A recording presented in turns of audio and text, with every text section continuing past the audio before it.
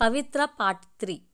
ఇంట్లోకి వెళ్తున్నప్పుడు ఇంట్లో నుండి పిల్లల కుతూహలం, భర్త యొక్క ఉత్సాహ మాటలు గుమ్మం వరకు వినబడ్డాయి.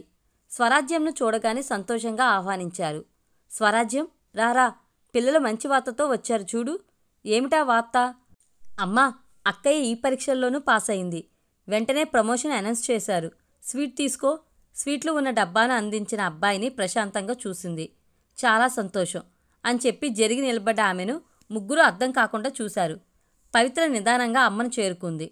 అమ్మా, ఏమిటమ్మా, మేమెంత సంతోషమైన వార్తను చెప్పాము, నువ్వు ఎటువంటి రియాక్షను చూపకుండా ఏమీ జరగనట్టు వెళ్తున్నావు అన్న కూతుర్ని నిదానంగా పరీక్షించింది స్వరాజ్యం.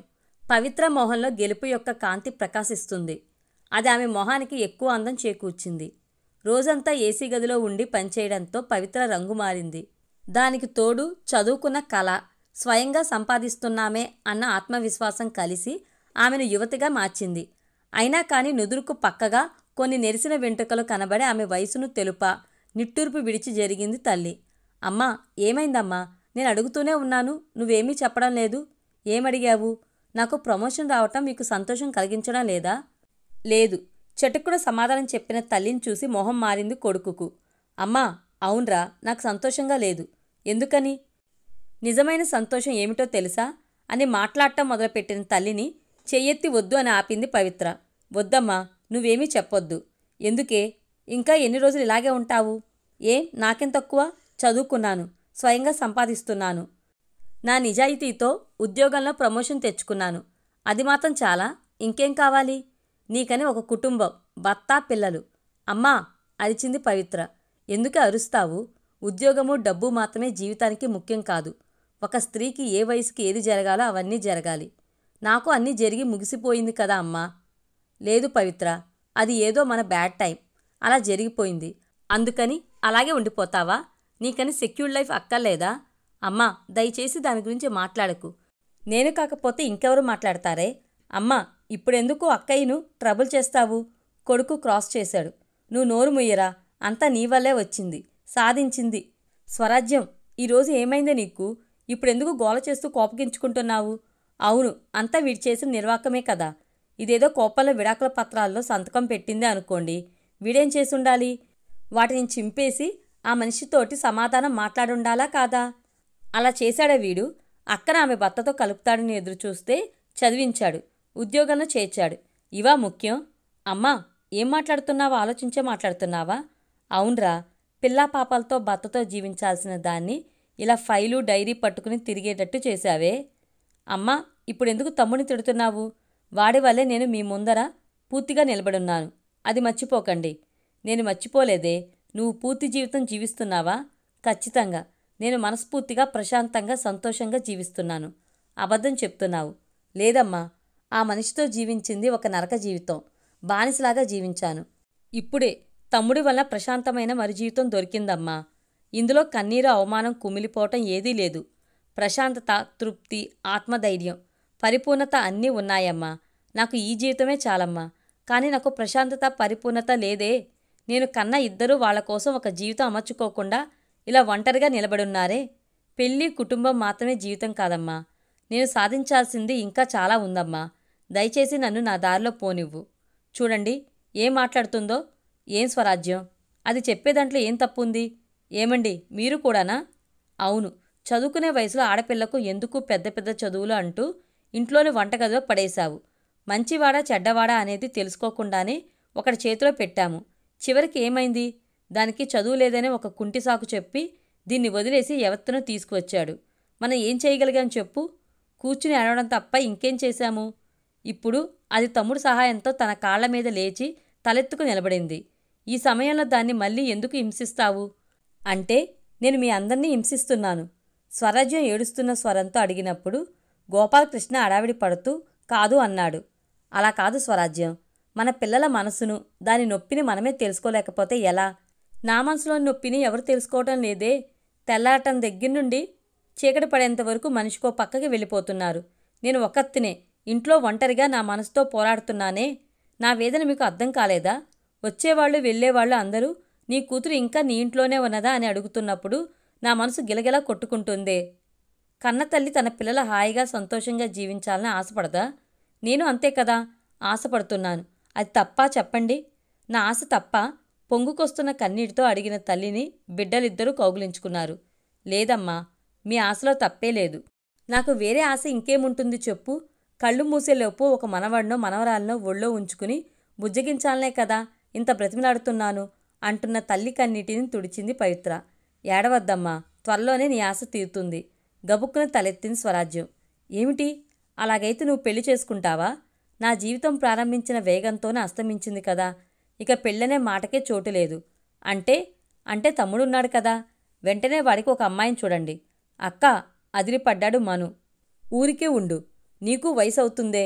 అమ్మా, వెంటనే తమ్ముడికి మంచి సంబంధం చూడు. వచ్చే ముహూర్తంలోనే పెళ్లి పెట్టుకుందాం. అక్కా, చెప్తే విను, నాకెందుకు ఇప్పుడంత తొందర? చూశావా, వీడు కూడా ఇదే సమాధానాన్ని సంవత్సరాల తరబడి చెప్తున్నాడు. అమ్మా, వాడిని పెళ్లికి ఒప్పించడం నాదే బాధ్యత. మొదట మీరు అమ్మాయిని చూడండి. అమ్మాయి కోసం మనం వెతకక్కర్లేదు. ఇంతకు ముందే ఒక ఆడపిల్లివారు వచ్చి అడుగుతూనే ఉన్నారు. వాళ్లకు మన మనం బాగా నచ్చాడట. వీడు గట్టిగా ఊ అని చెప్పడం లేదు. ఇక మీదట ఒప్పుకుంటాడమ్మా. మీరు మిగతా విషయాల గురించి మాట్లాడండి.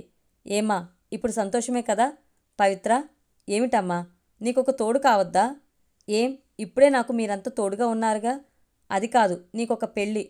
అమ్మా, నువ్వు దేనికి బాధపడకూడదనే కదా తమ్ముడిని ఒప్పించాను. పెళ్ళి మాత్రం జరగని, వాడు గబగబా పిల్లల్ని కని పారేస్తాడు. నేను మీరు పెంచుకుందాం, సరేనా? అవును, మీకెంతమంది మనవాళ్ళు కావాలి? 6, 7 చాలా? పవిత్ర ఎగతాళిగా అడగ్గా కన్నీటిని మరిచి నవ్వటం మొదలుపెట్టింది స్వరాజ్యం. తండ్రి కూడా కలిసి నవ్వటంతో కన్నవారి సంతోషాన్ని మనసారా అనుభవిస్తున్న పవిత్ర తమ్ముడి వైపు చూసింది. ఎప్పుళ్లాగా కాకుండా వాడి మొహం వాడిపోయున్నది. పౌర్ణమి చంద్రుడు వెన్నెలను విరజిమ్ముతున్నాడు. మేడపైన అటు ఇటూ నడుస్తూ ఏదో ఆలోచిస్తున్నాడు మను. అతని మనసు ఎన్నో రకాల ఆలోచనలతో గందరగోళపడుతుంటే ఆలోచిస్తూ తమ్ముడిని వెతుక్కుంటూ వచ్చింది పవిత్ర. మను, అక్కా, ఏమిట్రా, టైం 11 అవుతుంది. నువ్వింకా భోజనం చేయకుండా ఇక్కడ ఏం చేస్తున్నావురా? ఆకల్లేదక్కా. ఎందుకని? తెలియటం లేదు. నీరసంగా చెప్పి నడిచి వెళ్ళటానికి ప్రయత్నించినా అతని భుజం పట్టుకుని ఆపింది. మను, ఏమిట్రా, ఎందుకలా మూడవుట్గా ఉన్నావు? అలాగంతా ఏమీ లేదక్కా. ఏమీ లేదు? అబద్ధం చెప్పకు. నీ మొహం చూసే నీ మనసును కనిపెట్టగలను. అక్కా, ఆశ్చర్యపోయాడు తమ్ముడు. చెప్పు, ఏమిటి నీ సమస్య? సమస్య అంటూ ఏమీ లేదక్కా. నాకు ఇప్పుడు పెళ్ళి అవసరమా? ఎందుకురా అలా అడుగుతున్నావు? వద్దక్కా, నేను కూడా నీలాగా ఉండిపోతాను. బాధపడుతూ చెప్పిన అతని గెడ్డం పుచ్చుకుని తలపైకెత్తింది. అతని కళ్లల్లో నీళ్లు. ఆందోళన పడ్డది. రే, చేసుకోలేనక్కా. నేను ఈ పరిస్థితిలో వదిలేసి నేనెలా? నువ్వు అమ్మలాగా మాట్లాడకు. నేను జీవించిన దాన్ని. నాకోసం నువ్వెందుకు నీ యవ్వనాన్ని జీవితాన్ని పాడు చేసుకుంటావు? లేదక్కా, నేను. మాట్లాడకు. ఈ నిర్ణయం ఎప్పుడో తీసుకునుండాలి. పాపం, మన వల్ల అమ్మకు ఎంత మనోకష్టం. లేదక్కా, గుడిలో ఎవరో మన గురించి అడుగుంటారు. అందుకే అమ్మ అలా మాట్లాడుంటుంది. 2 రోజుల్లో నార్మల్ అయిపోతుంది. అంతలో నువ్వు తొందరపడి మాట ఇచ్చావు. లేదురా, ఇది తొందరపడి తీసుకునే నిర్ణయం కాదురా. నీకు వయసు అవుతుంది. నీకొక పెళ్లి చేయాలే. ఇన్ని రోజులు నా కోసమే జీవించావు. ఇక నీ కోసం కూడా జీవించాలి కదా. ఏంటక్కా, వేచేసి మాట్లాడుతున్నావు? లేదు మను, ఇన్ని రోజులు నేను స్వార్థంగా ఉండిపోయాను అనిపిస్తుంది. అక్కా, నా గురించి మాత్రమే నేను నువ్వు ఆలోచిస్తూ ఉండిపోయుంటాము. అమ్మ యొక్క ఆవేదన బాధలు చూశావా? నీ జీవితం గురించి ఆలోచించనే లేదే.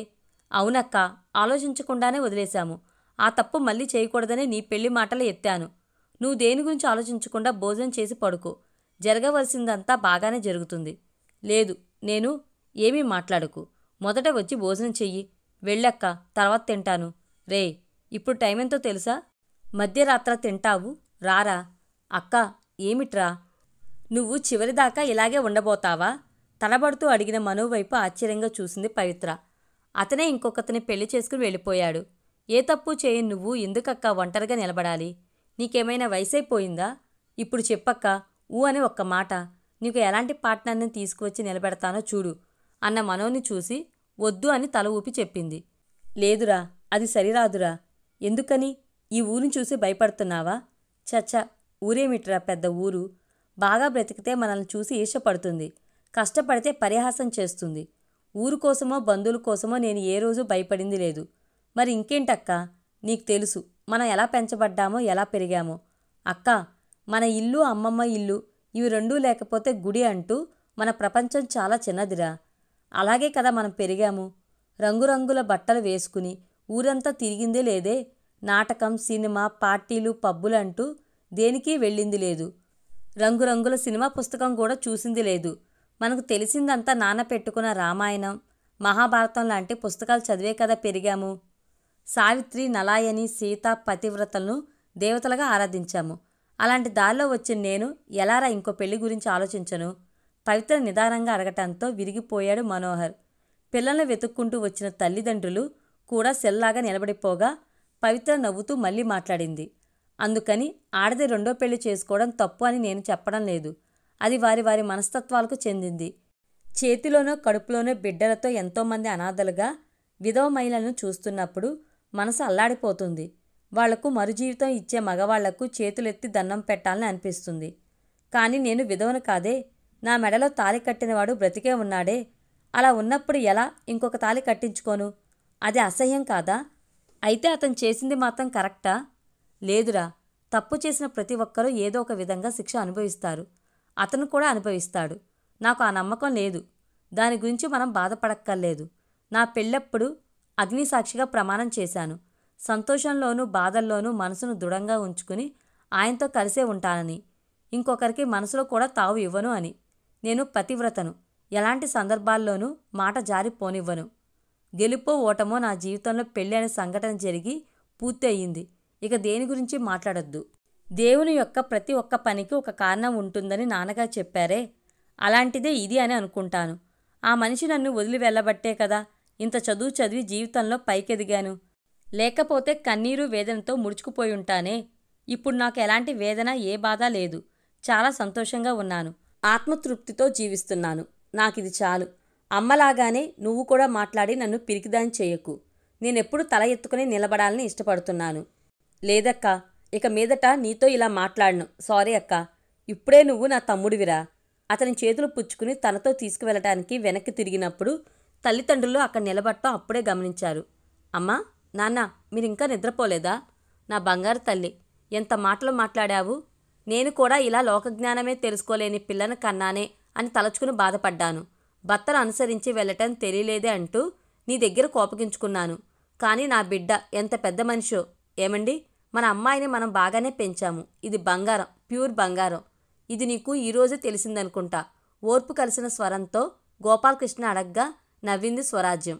అవును, నేనే మూర్ఖంగా ఉండిపోయాను. ఆ వెధవ కోసం ఎన్ని రోజులు నేను. అమ్మా, అయిపోయిన దాని గురించి మాట్లాడకూడదు. ఇక మీదట జరగబోయే మంచి విషయాల గురించే మాట్లాడాలి.